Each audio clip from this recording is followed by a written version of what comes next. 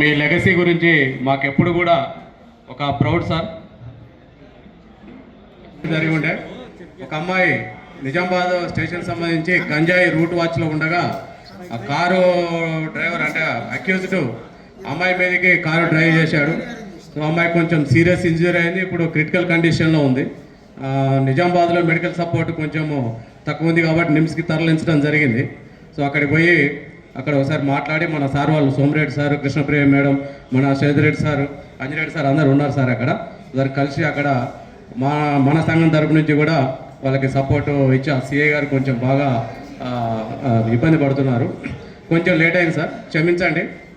ఇప్పటికే సమయం అయిపోయింది, మళ్ళీ లాస్ట్కి నేను ఇంకొద్ది సమయం తీసుకుంటున్నాను. సో సంఘం ఏర్పాటు అనేది చాలా మంచి విషయం సార్. ఎందుకంటే సంఘం లేకుండా చాలా విషయాలు సాధించుకోవడము కష్టమవుతుంది.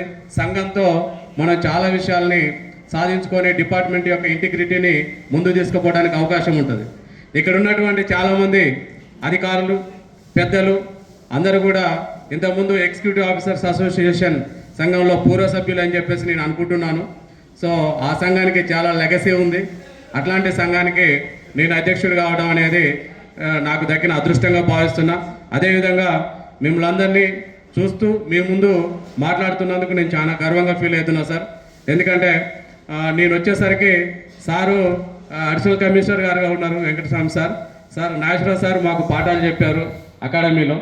నాగేశ్వరరావు సార్ గురించి విన్నాం కానీ సార్ దగ్గర పని చేయలేదు. సో ఈ విధంగా ఇక్కడ ఉన్నటువంటి చాలామంది రిటైర్డ్ సిఐలు కూడా మనకు వెనక వరుసలో ఉన్న వాళ్ళు చాలామంది పరిచయం ఉన్న వాళ్ళు ఉన్నారు. ఏదేమైనప్పటికీ రిటైర్డ్ ఎంప్లాయీస్ అందరూ ఐకమత్యంగా ఒక వేదికను ఏర్పాటు చేసుకోవడం అనేది అత్యంత ఆహ్వానించదగ్గ పరిణామం.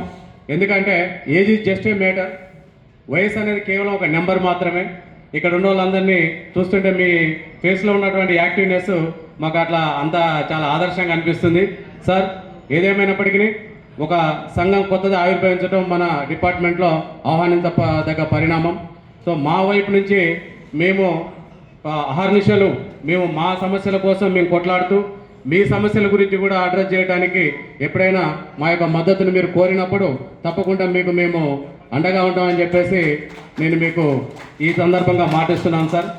అదేవిధంగా నిజానికి రిటైర్డ్ ఎంప్లాయీస్ రిటైర్డ్ అయిపోయాము, వెళ్ళిపోయాము, మన పని మనం చూసుకుందాం అనే పరిస్థితుల్లో ఉంటారు. కానీ ఈ మధ్యకాలంలో చూసుకుంటే సార్ చాలామంది రిటైర్డ్ ఎంప్లాయీస్ ఆ తర్వాత కూడా 20 years తమ యొక్క సర్వీస్ని ఎక్స్టెండ్ చేయడానికి వాళ్ళు ఇంకా వాళ్ళ యొక్క ఫిట్నెస్ని కలిగి ఉంటున్నారు. సో ఆ విధమైనటువంటి పరిస్థితుల్లో నిజానికి స్టేట్ గవర్నమెంట్లు ఇంకా సెంట్రల్ గవర్నమెంటు ఇవన్నీ కూడా ఏంటంటే రిటైర్డ్ ఎంప్లాయీస్ యొక్క అనుభవాలని తీసుకొని ఈ సమాజాన్ని ముందుకు నడిపించడానికి కావాల్సినటువంటి కొన్ని కొత్త సెటప్స్ చేయాల్సినటువంటి అవసరం ఉన్నది.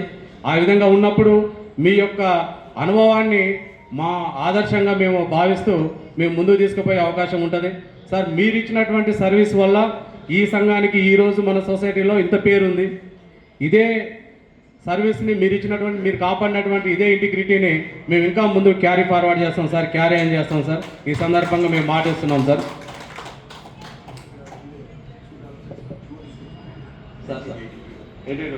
సంతోషం సార్. యాక్చువల్గా ఈరోజు మీ ముందున్నా కాబట్టి కొన్ని విషయాలు తెలుస్తున్నాయి, లేకుంటే తెలియకపోతుండే. ఇంకోటి సార్, మాకు కూడా ఎక్కువ టైం లేదు. ఇంకో 13-14 సంవత్సరాల్లో రిటైర్ అవుతాం. మా యొక్క భవిష్యత్తు వేదికని ముందే ఏర్పాటు చేసి మాకు మార్గాన్ని సుగమం చేస్తున్నందుకు మీ అందరికీ పేరున ధన్యవాదాలు.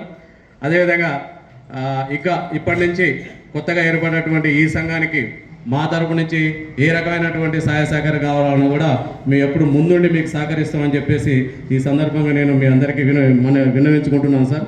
ఈ అవకాశం ఇచ్చినటువంటి పెద్దలకు థ్యాంక్ యూ సార్. అందరికీ నమస్కారం సార్.